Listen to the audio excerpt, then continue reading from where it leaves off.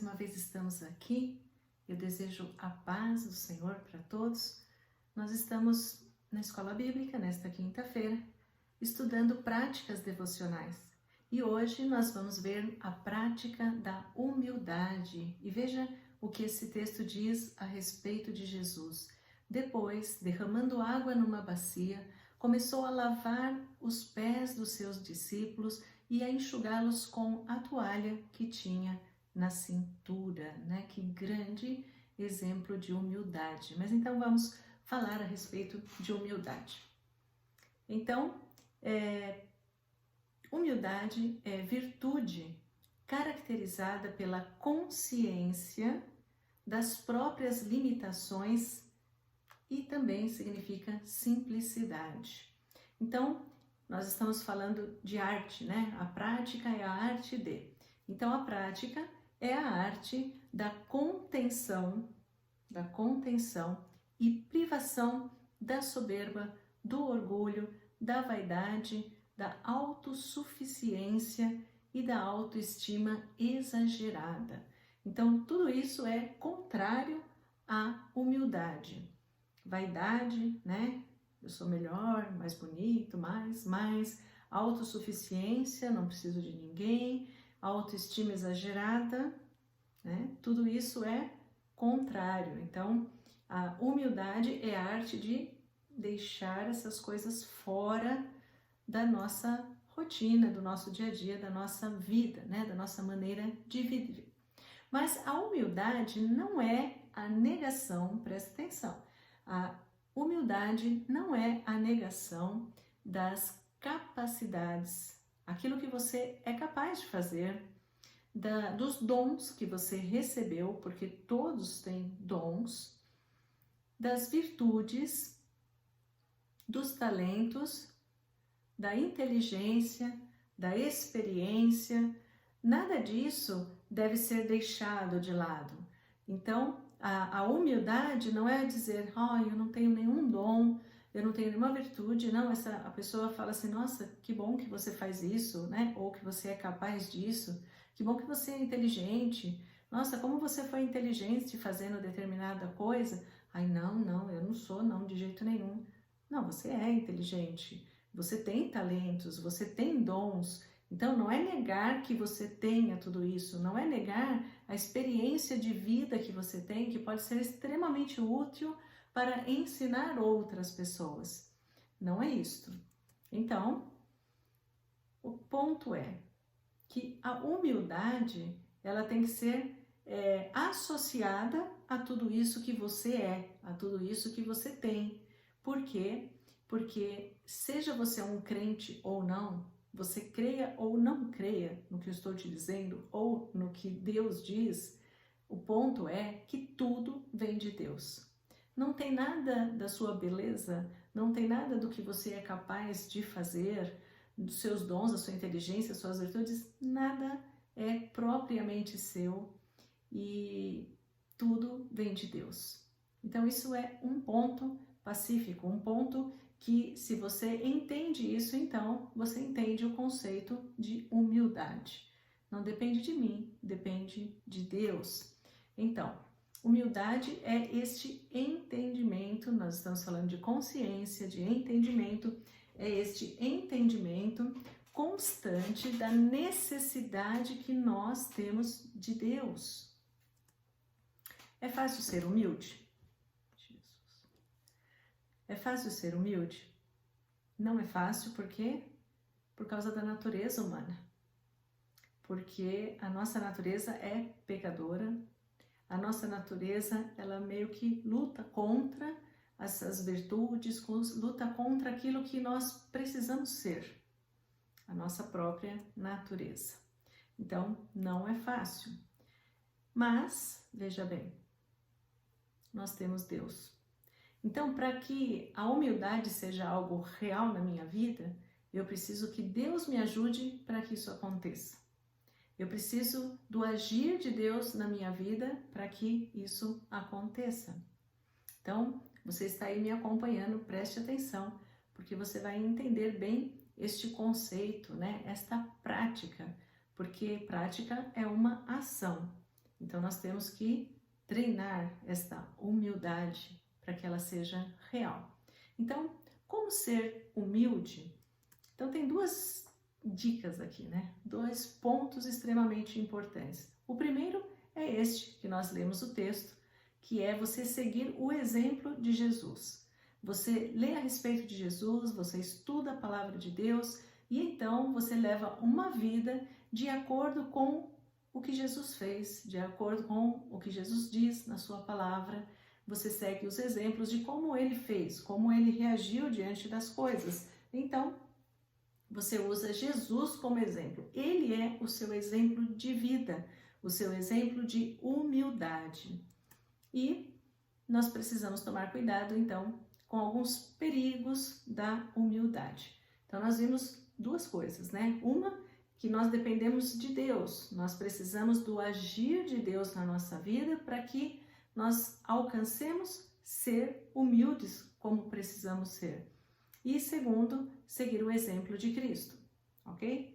Então agora nós precisamos prestar atenção nos perigos da humildade. Como assim perigo da humildade? Então vamos ver o ponto principal disso, as aparências. Nós podemos ter aparências enganosas de humildade. Então o primeiro deles, nós vamos ver um exemplo, está lá no Salmo 119, né? Um salmo bem grande, o maior que tem, né, na Bíblia. E dê uma olhada lá, nós vamos ler o verso 99 e o verso 100. Abra sua Bíblia, você que está acompanhando, né, com ela. Nós vamos ver o texto aqui também. Então vamos lá, Salmo 119, de 99 a 100. E lembra que você pode fazer perguntas, né? Tem um chat aí embaixo. E você faz as perguntas e simultaneamente nós vamos responder a sua pergunta. Então vamos ler o que diz a palavra de Deus. Compreendo mais do que todos os meus mestres, porque medito nos teus testemunhos. Sou mais entendido do que os idosos, porque guardo os teus preceitos. Então, o que parece quando nós lemos esse texto? Parece arrogância, não é? Parece uma falta de humildade, porque a arrogância é o contrário da humildade. Porque o salmista está dizendo, compreendo mais do que todos os meus mestres, porque medito nos teus testemunhos. Sou mais entendido do que os idosos, porque guardo os teus preceitos. Então, tem uma aparência de falsa humildade ou uma aparência de arrogância, mas não é. Então aqui é o contrário, né? Então a gente precisa prestar atenção, porque às vezes a pessoa, vou dar um exemplo prático. A pessoa, ela tá dando uma aula, ela tem um jeito, né? Ela anda, vai pra cá, dá piruetas, ela fala e ela, né? E aí, nossa, que aula, né? Então você fala assim, nossa, que arrogante, né? Por que ela dá aula desse jeito e tal? Não, é porque ela sabe dar aula daquele jeito. Então a pessoa canta, né? E ela faz gestos e tal quando tá cantando, né? Louvando e tal, ou tocando instrumento, e tal. Nossa, precisa, né? Parece estar se exibindo, precisa fazer assim? Não, ele tá dando o melhor dele, ele tá fazendo o melhor, ele tá cantando para Deus, então é com empolgação, tá pregando, né? Com garra, porque estudou, porque buscou a Deus. Então, precisa tomar cuidado, né? A gente pode falar que a pessoa é arrogante, mas não é. Como a gente disse, não é negar os seus talentos, não é negar os seus dons. Então, observe. E aí, nesse caso, por exemplo, né, nós vamos ver que ele está, na verdade, exaltando a Deus. Primeiro que ele não está falando com pessoas, ele está falando com Deus. Compreendo mais do que todos os meus mestres, porque medito nos teus testemunhos. Está falando com Deus.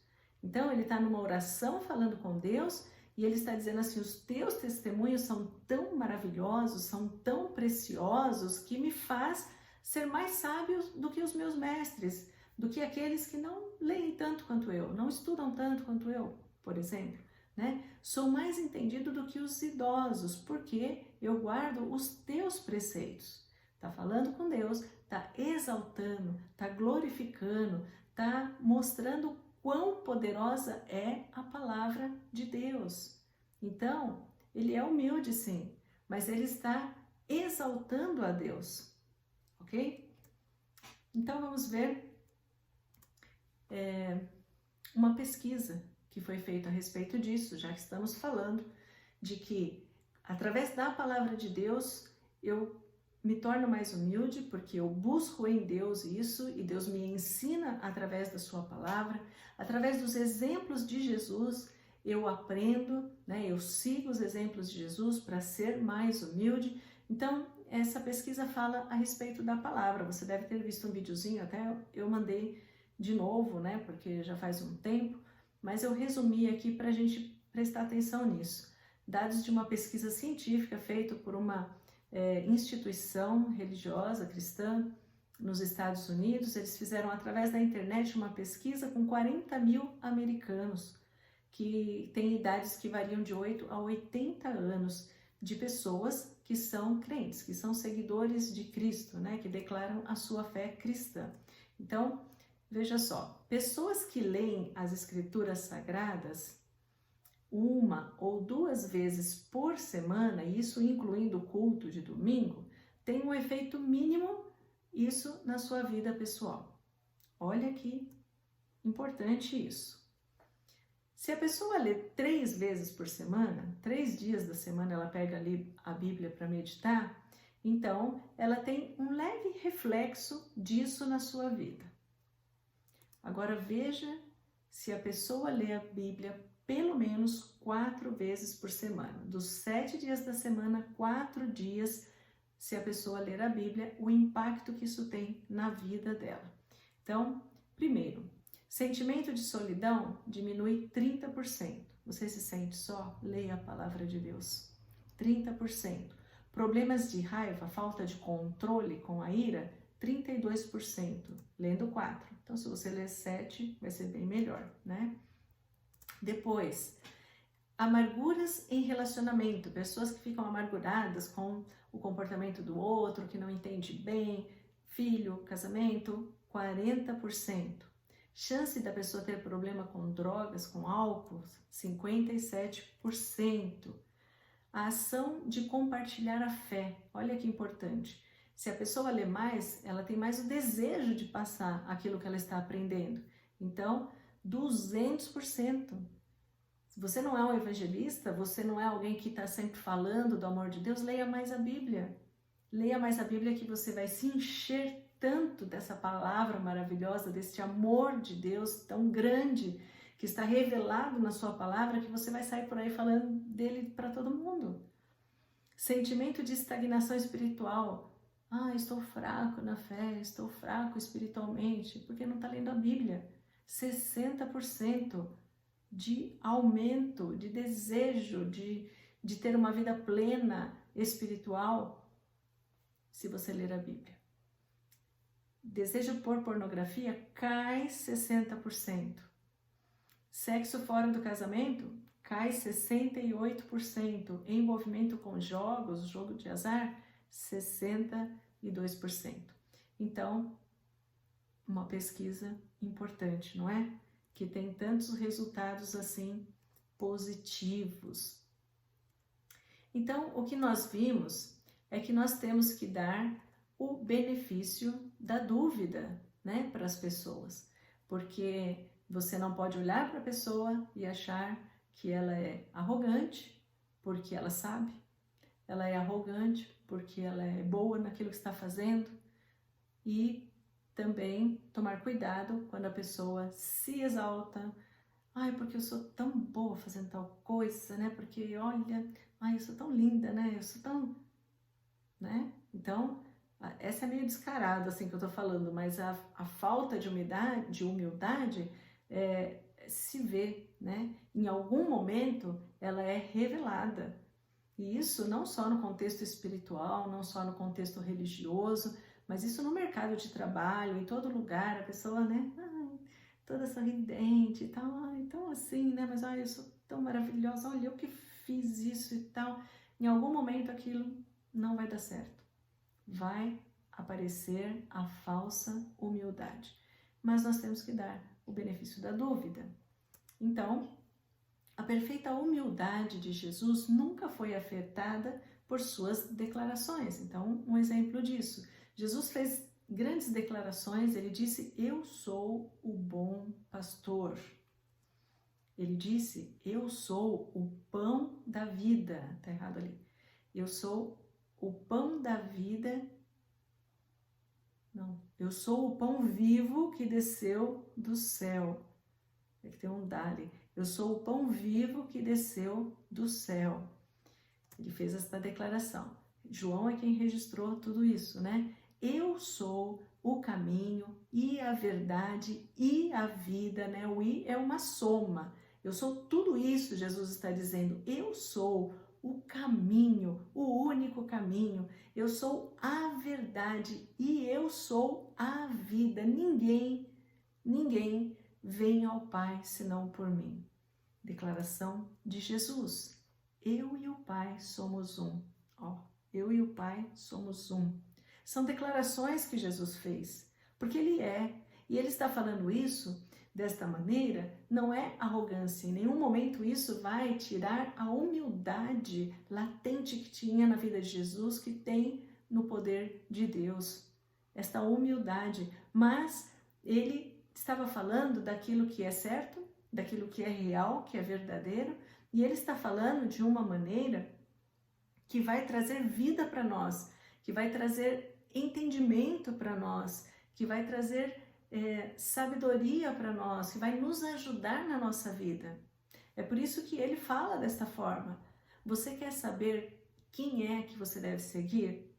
Você quer saber quem é que deve conduzir a sua vida? Então Ele ensina nesse capítulo, falando a respeito das ovelhas, que eu e você somos ovelhas de Jesus. Nós somos, é uma figura de linguagem que Ele usa, né? Ele é o bom pastor, Ele é quem cuida de nós. Se uma de nós, né? Ele fala assim, se o pastor tem 100 ovelhas e uma delas se desvia, o pastor deixa as 99 e vai lá buscar aquela e traz de volta, né? Então ele diz assim, você quer saber quem é o seu pastor? Eu sou o bom pastor. É a mim que vocês têm que seguir. Então ele está dando um ensinamento, ele está declarando coisas a respeito de quem ele é, e ele é Deus, e ele pode fazer isso, mas ele está fazendo isso para nos ajudar. Eu sou o pão vivo que desceu do céu, o alimento que você precisa, que é isso que nós vimos agora, a palavra de Deus. Eu sou o pão vivo que desceu do céu, que veio do céu para te alimentar, para te sustentar, para te deixar de pé. É isso que Jesus está dizendo, né? Então, são declarações que Ele fez que em nada diminui a humildade de Jesus. Então, vamos ver agora exemplos de aparência externa. Não são exemplos de aparência externa. Nós vamos ver o que diz a palavra a respeito, né, de pessoas que agem assim. Qual é a afirmação que Jesus faz para pessoas que têm falsa humildade? Melhor colocando assim. Então nós vamos ler lá, abra sua Bíblia, Mateus 23, e vamos ver dos versículos 23 a 28, eu acho que eu intercalei assim, eu não sei se eu coloquei o texto todo, porque ele é um pouquinho largo, mas longo, né, lá no espanhol. Abra aí a sua Bíblia, vamos fazer a leitura. E se você tiver pergunta, não esqueça de escrever aí. Então vamos lá. Diz assim o texto. Olha o que Jesus está dizendo. Ai de vocês, escribas e fariseus, hipócritas, porque vocês dão o dízimo da hortelã, do endro e do cominho e desprezam os preceitos mais importantes da lei: a justiça, a misericórdia e a fé.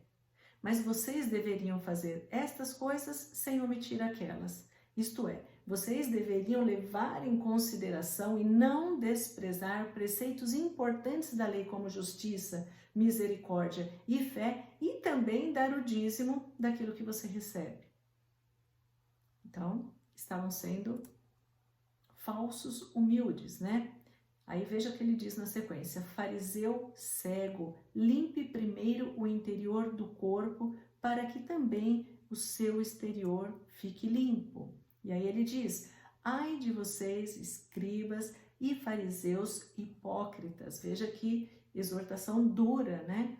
Ele diz: porque vocês são semelhantes a sepulcros caiados, isto é, pintados de branco, né? Que por fora tá bonito, se mostram belos, mas interiormente estão cheios de ossos, de mortos e de toda podridão. É isso que Jesus diz, né? Assim também vocês, por fora, parecem justos aos olhos dos outros, mas por dentro estão cheios de hipocrisia e de maldade. Cuidado, afaste-se disso, de toda falsa humildade. Deixa de lado, você não precisa de elogios, você não precisa se autovalorizar, mas você deve ter humildade genuína. Busque em Deus ajuda para isso e olhe os exemplos de Jesus. Cuidado! Veja só como a Bíblia trata com severidade a soberba. Olha este relato aqui, né, na oração de Davi. Então vamos lá, vamos ler Samuel 19, versículo 13. O que é que diz Davi, o rei Davi, um homem segundo o coração de Deus? Veja o que ele vai dizer ali. Também da soberba guarda teu servo, que ela não me domine, então serei irrepreensível e me livrarei de grande transgressão. Então, Davi sabia do que ele estava falando. Ele está fazendo uma oração para Deus, ele está pedindo para Deus, livra-me disso, livra-me de que a soberba, que é o contrário da humildade, me domine, porque assim eu serei irrepreensível diante de ti. Ele está pedindo isso porque ele sabe que estamos sujeitos a isso. Ele sabe como é a natureza humana. Nós sabemos disso. Nós sabemos que temos que vigiar. Então, nossa oração tem que ser essa: Senhor, livra-me disso. Livra-me de ser um sepulcro caiado, como disse Jesus ali, né? Porque todos nós estamos vulneráveis a isso. Agora vamos lá em Provérbios 16, versículo 18, ver o que é que Salomão escreveu. E lembrando que Salomão foi o homem mais sábio, né, que existiu, porque ele recebeu de Deus sabedoria, né, quando foi pedido. O que é que você quer, Salomão? E ele pediu sabedoria, e Deus deu abundantemente para ele sabedoria. Então vamos lá, abra sua Bíblia em Provérbios 16, versículo 18. Vamos ver o que é que diz lá. A soberba precede a ruína e a altivez de espírito a queda. Que complicado, né? Que difícil. Veja o que ele está dizendo. Antes que venha a ruína, o que vem é a soberba. A falta de humildade, meu Deus, estou falando humildade. A falta de humildade leva à ruína. O fim dela é a queda, a ruína. É isso que ele está afirmando. E agora vamos ver o que diz Pedro. 1 Pedro 5,5. Vamos abrir lá. Continue escrevendo aí, faça o seu comentário, né? Não necessariamente pergunta, você pode fazer o seu comentário aí a respeito e nós vamos responder a tudo que você escrever aí. Então, abra sua Bíblia em 1 Pedro 5,5. Veja lá o que ele diz. Peço igualmente aos jovens estejam sujeitos aos que são mais velhos. Que todos, eu peço a vocês, estou dizendo para vocês, vocês devem fazer isso. Que todos se revistam de humildade no trato uns com os outros, porque Deus resiste aos soberbos. Resiste, lembra? Resistência. Deus resiste aos soberbos, mas dá graça aos humildes. Aleluia! Dá graça aos humildes. E vamos ver também uns exemplos de tratamento de choque. Eu acho que eu coloquei um porque ele é fantástico. Tratamento de choque de Deus para a falta de humildade. Então, veja lá. Eu coloquei só esse porque era longo o texto. Nabucodonosor.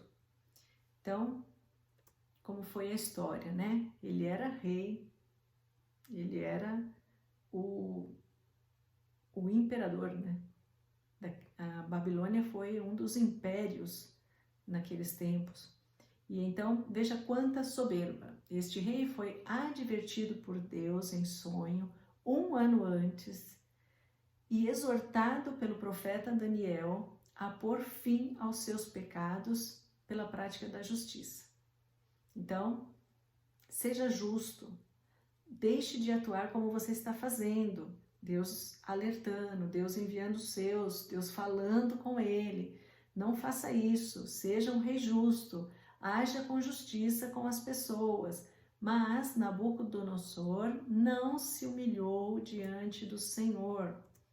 Veja o que diz Daniel 4:30. O que diz Nabucodonosor? Ele disse: não é esta a grande Babilônia que eu construí para a casa real com o meu grandioso poder e para a glória da minha majestade? Olha que arrogância. Isto não é nem camuflada, né? Não é nem disfarçada. Isso é arrogância, falta total de humildade. Esta grande Babilônia, esta maravilha, né? Este império, ele está dizendo que eu construí para a casa real com o meu poder. Como se nós tivéssemos poder para alguma coisa sem Deus.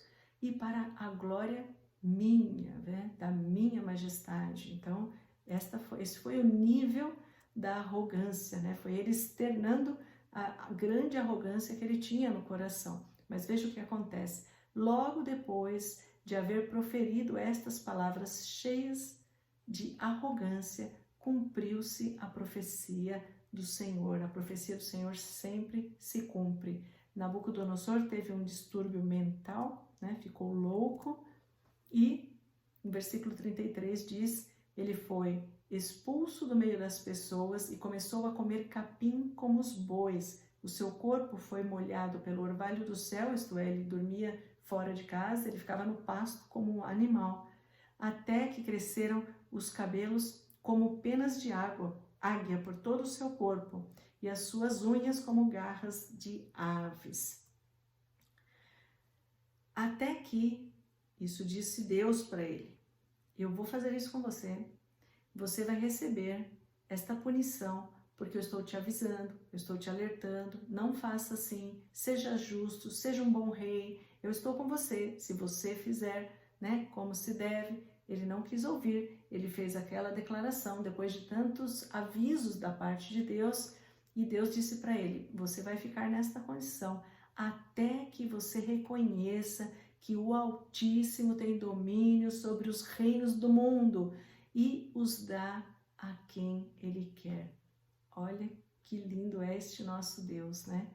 Ele avisou, e olha que Nabucodonosor não era do povo de Israel, né? Na verdade era inimigo do povo, mesmo assim ele estava ali, né? Dando uma chance para ele, alertando, trata bem as pessoas, faça da maneira certa, mas ele optou por afrontar a Deus, e Deus diz, você vai ficar assim até que você reconheça que eu sou Deus, que eu tenho poder e eu cuido de que quem está de pé, quem está governando, é porque eu coloquei, porque toda a autoridade, diz a palavra de Deus, foi levantada por Ele. Ninguém tem poder para isso. Agora veja o resultado disso. Mas ao fim daqueles dias, aquele tempo em que Deus disse que ele ia ficar, né, desta maneira, até que eu, Nabucodonosor, declaração dele, levantei os olhos ao céu e recuperei o entendimento. Então eu bendisse o Altíssimo e louvei e glorifiquei aquele que vive para sempre. Aleluia, tenho certeza que você está dando aleluia aí também. todos os moradores da terra são considerados como nada, declaração de Nabucodonosor, e o Altíssimo faz o que quer com o exército do céu e com os moradores da terra. Não há quem possa deter a sua mão, nem questionar o que ele faz. Olha só aonde ele precisou chegar com a sua soberba, né? Lembra que nós lemos que o resultado da soberba é a queda, é a destruição. Olha onde ele precisou chegar. Andava comendo capim no chão como os animais, até ele entender que Deus é Deus e fazer esta declaração. Amém? Quando você vê esta figura, né, o que é que você pensa a respeito? Você está vendo jovens sentados num ônibus cheio, né? E está escrito ali, assento reservado para pessoas especiais, isto é, idosos, né, gestantes, e é isso que a gente está vendo ali de pé, e os jovens ali de boa, né, as pessoas ali, não só jovens, mas sentados ali, ouvindo música e nem aí. Sabe o que isso significa? Soberba, falta de humildade.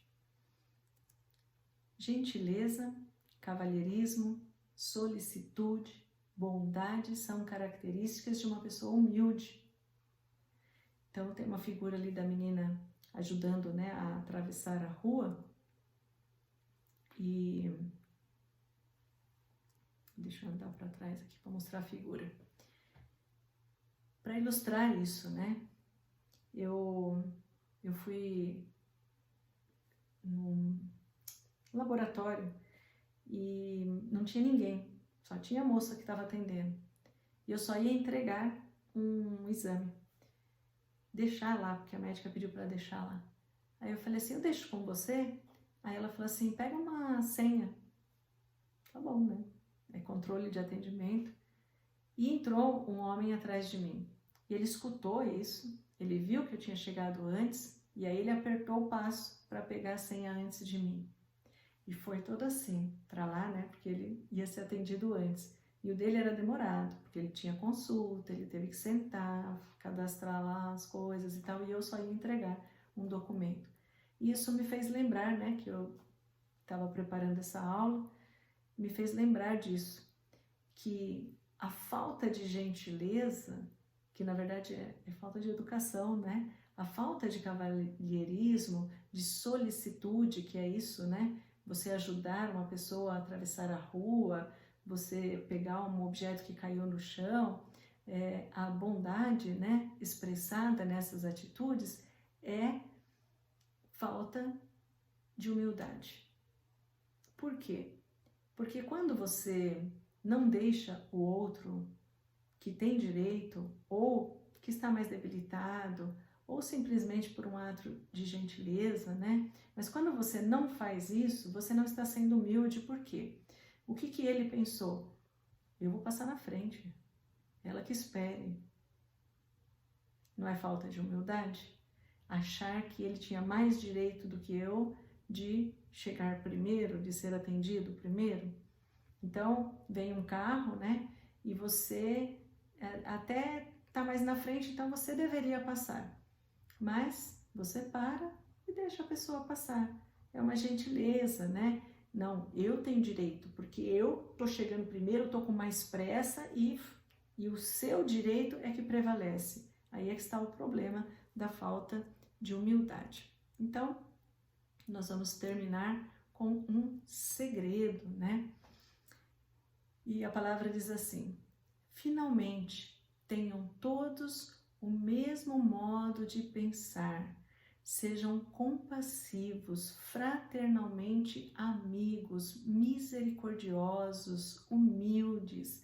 1 Pedro 3, né, a partir do verso 8, é que está dizendo isso. Eu não escrevi ali, talvez no final, mas olha que lindo que ele está dizendo. Presta atenção, porque esse texto, eu estava meditando na palavra e eu li 3, 4, 5 vezes e fui bebendo disso, porque olha que coisa linda. Finalmente, eu digo a vocês, depois de tudo que eu ensinei, que eu expliquei, né, que ele escreveu na carta, ele diz, tenham todos o mesmo modo de pensar, sejam compassivos, fraternalmente amigos, né? É uma amizade de irmão, misericordiosos e humildes.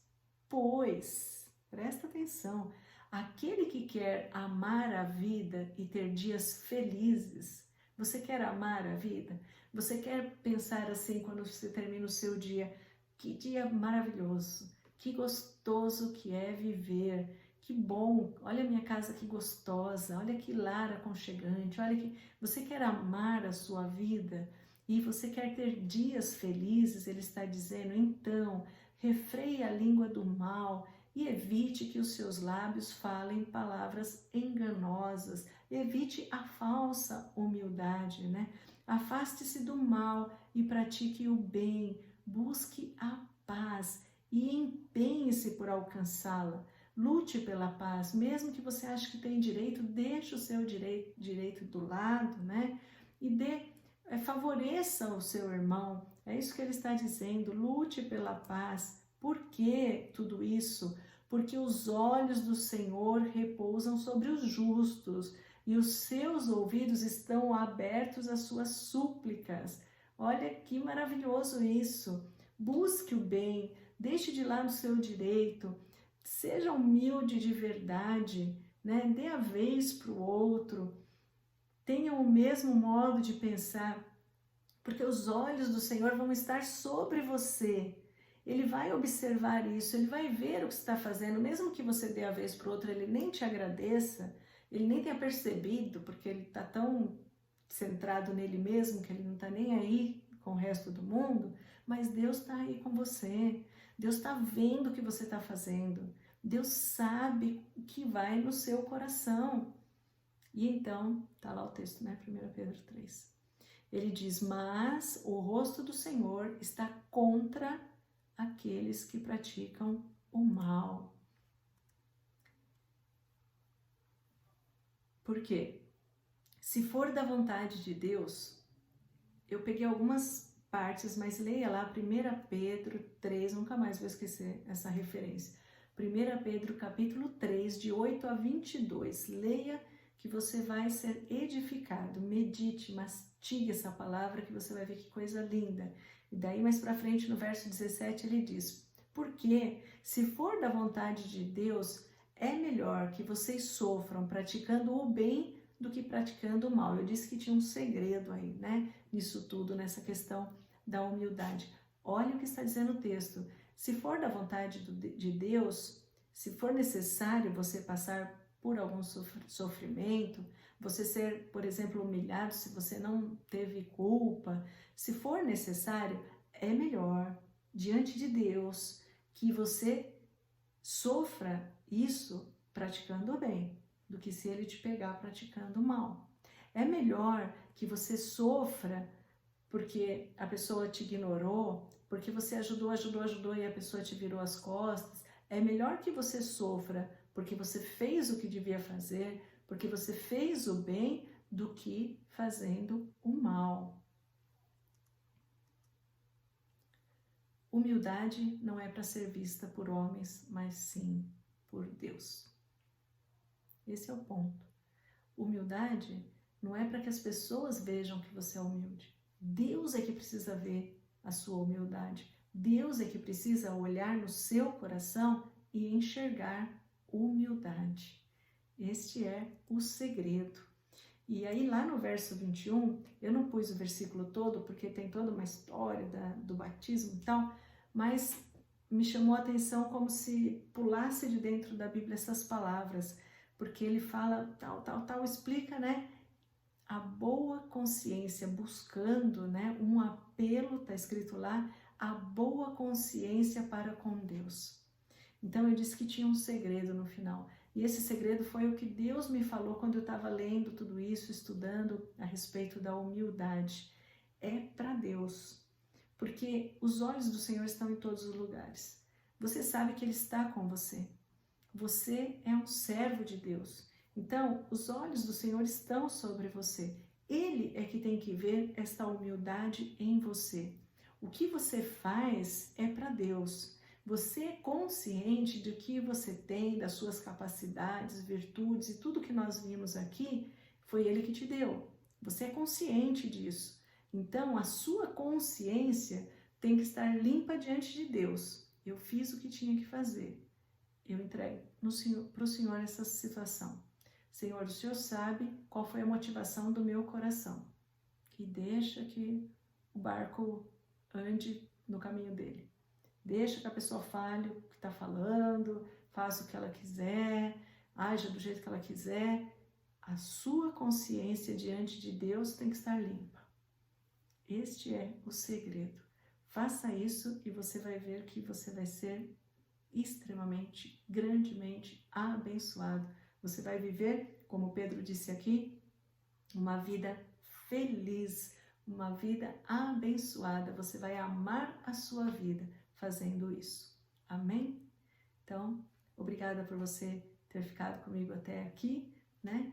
Eu vou fazer uma breve oração para encerrar. Que Deus te abençoe muito, muito, que essa palavra penetre no seu coração e transforme a sua vida em nome de Jesus. Senhor, eu te dou graças por esse tempo, por essa oportunidade e que essa classe, Senhor, essas poucas palavras, esse ensino aqui possa, Senhor, assim como moveu, como mexeu comigo, trouxe essa clareza ao meu coração, faça isso na vida dos meus irmãos e de cada pessoa que está aí ouvindo esta aula, Senhor. Fala com eles, ó Deus, que o teu Espírito visite cada um deles e que eles possam desfrutar desta vida plena contigo, em nome de Jesus. Amém. Até a próxima.